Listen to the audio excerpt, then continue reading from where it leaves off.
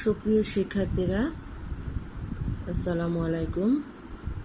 আশা করি তোমরা ভালো আছো। তোমরা আমার আজকের ক্লাসটা 2019-20 শিক্ষাবর্ষের ছাত্রীদের জন্য, যারা 8 তারিখ থেকে পরীক্ষায় অংশগ্রহণ করছো।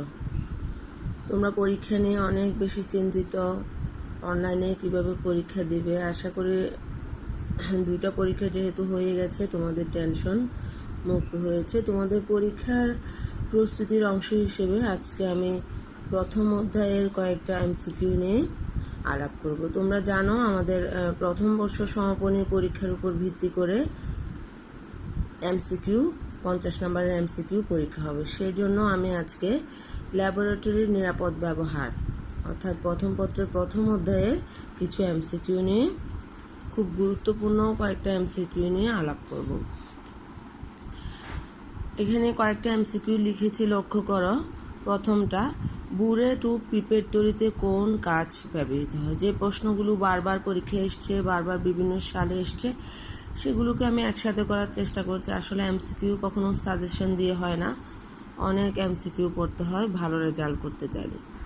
তারপরেও গুরুত্বপূর্ণ এমসিকিউগুলো আমি লিখেছি, এগুলি পাশাপাশি তোমরা অন্যগুলোও পড়ার চেষ্টা করবে, তবে এগুলো ভালো করে মনে রাখার চেষ্টা করবে।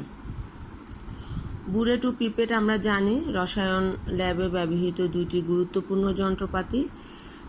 আয়তনিক বিশ্লেষণে এগুলো ব্যবহৃত হয়। এই ক্ষেত্রে যে কাজটি ব্যবহৃত হয় সেটির নাম হচ্ছে পাইরেক্স কাজ।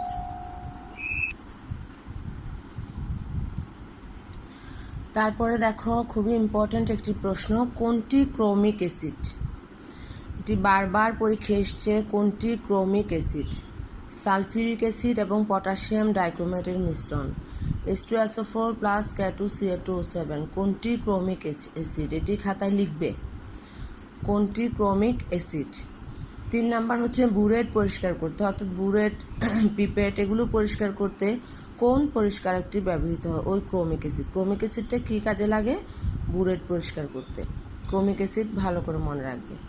পলভঙ্গি ব্যালেন্সের মাঝখানে শূন্য দাগ, সর্বডানে 50 এবং রাইডার ওজন 5 মিলিগ্রাম হলে রাইডার ধ্রুবকের মান কত? এই ধরনের প্রশ্ন হতে পারে, তবে তোমাদের সুবিধার জন্য আমি বলে দিচ্ছি, যদি এখানে 5 মিলিগ্রাম থাকে তখন উত্তর হবে 0.0001 গ্রাম। 5 মিলিগ্রাম থাকলে উত্তর হবে 0.0001 গ্রাম। 10 মিলিগ্রাম থাকলে উত্তর হবে 0.0002 গ্রাম। যারা ক্যালকুলেশন একদমই বুঝো না তারা এইভাবে মনে রাখার চেষ্টা করবে, তবে ক্যালকুলেশনটা আমি পাশে করে দিয়েছি। 5 milligram divide by 50 equal to এত, এরপর এটি গ্রামে হবে। পলভঙ্গি ব্যালেন্সে রাইডারের ভর 10 মিলিগ্রাম হলে রাইডার ধ্রুবক কত হবে? এটাও একইভাবে করবে। বুরেটের সাহায্যে সর্বনিম্ন যে আয়তন পরিমাপ করা যায়, এটা বিভিন্ন এককে আমি দিয়ে দিয়েছি, অপশনে যে এককে থাকবে সেটি অ্যান্সার দেবে। বুরেটের সাহায্যে সর্বনিম্ন যে আয়তন পরিমাপ করা যায় 0.1 সেমি কিউব, অথবা 0.1 × 10⁻³ ডেমি কিউব, অথবা 0.1 × 10⁻6 মিটার কিউব। সর্বনিম্ন এতটুকু পর্যন্ত, অর্থাৎ সবচেয়ে ছোট ঘরের মান এত। 0.1 সেমি কিউব বা সিসি একই কথা। 0.1 × 10⁻³ ডেসিমিটার কিউব বা 0.1 × 10⁻6 মিটার কিউব। এটা মুখস্থ করে ফেলবে। তারপরে আসো, এখানে কিছু গাণিতিক সমস্যা পরীক্ষায় দেয় অনেক সময়। 0.212 গ্রাম সোডিয়াম কার্বনেট এর 20 সেমি কিউব দ্রবণের শক্তিমাত্রা কত? শক্তিমাত্রা মানে কি? মোলারিটি। শক্তিমাত্রা মানে মোলারিটি। মোলারিটির সূত্র আগে আমাকে লিখতে হবে, S = N/V। N হচ্ছে মোল সংখ্যা, V হচ্ছে আয়তন। V দেওয়া আছে, কেমন? তাহলে N দেওয়া নেই, আছে ভর। ভর দেওয়া থাকলে N মানে হচ্ছে প্রদত্ত ভর ডিভাইড বাই আণবিক ভর।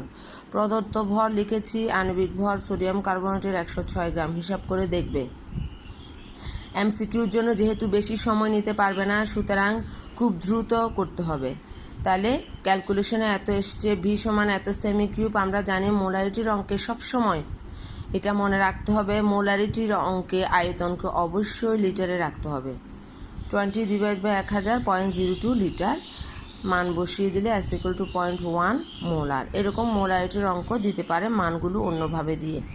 তাহলে এন হচ্ছে প্রদত্ত ভর ডিভাইড বাই আণবিক ভর, প্রদত্ত ভর আণবিক ভর 106, বি হচ্ছে সেমিকিউবকে লিটার নিলাম, এন বাই ভি মান বসালাম, এস ইকুয়াল টু এত মোলার।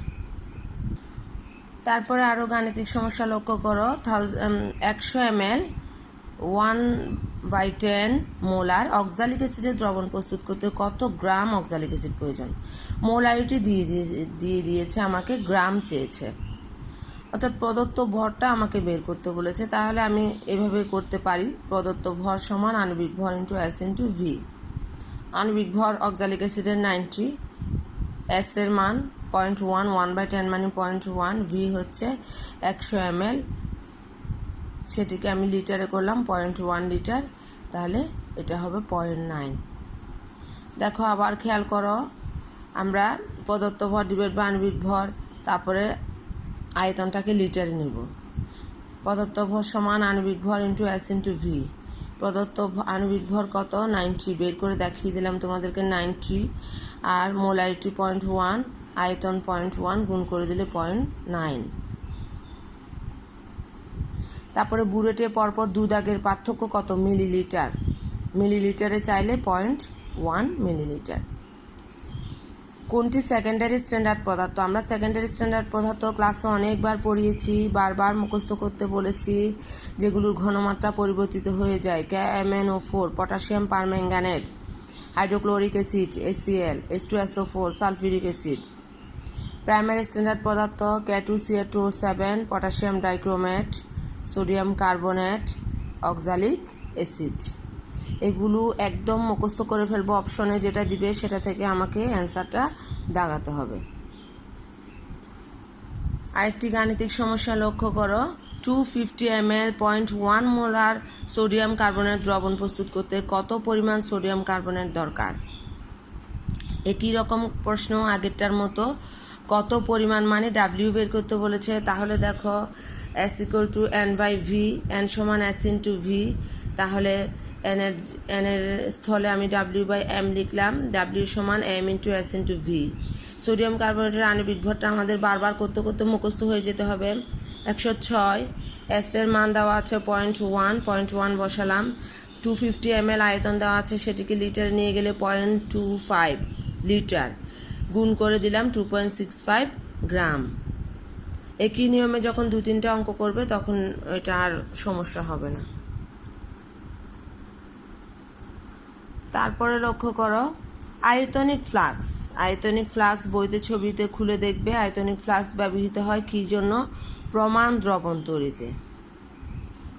আর হ্যাজার্ড সিম্বলের যত সিম্বল আছে সবগুলো সিম্বল কোনটা কি প্রকাশ করে এটি ভালো করে জেনে নেবে, এটি থেকে এমসিকিউ থাকবে।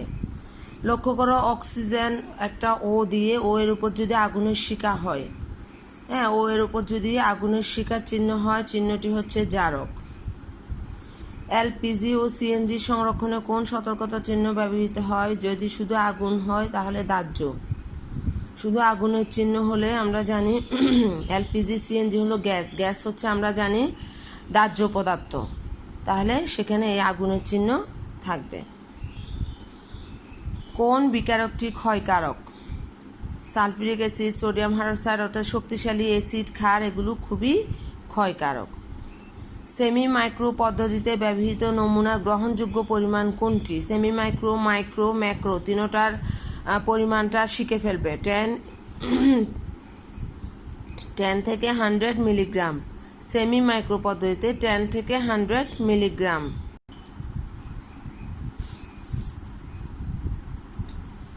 পরিবেশ বান্ধব পদ্ধতি কি? কোনটি? পরিবেশ বান্ধব পদ্ধতি হলো সেমি মাইক্রো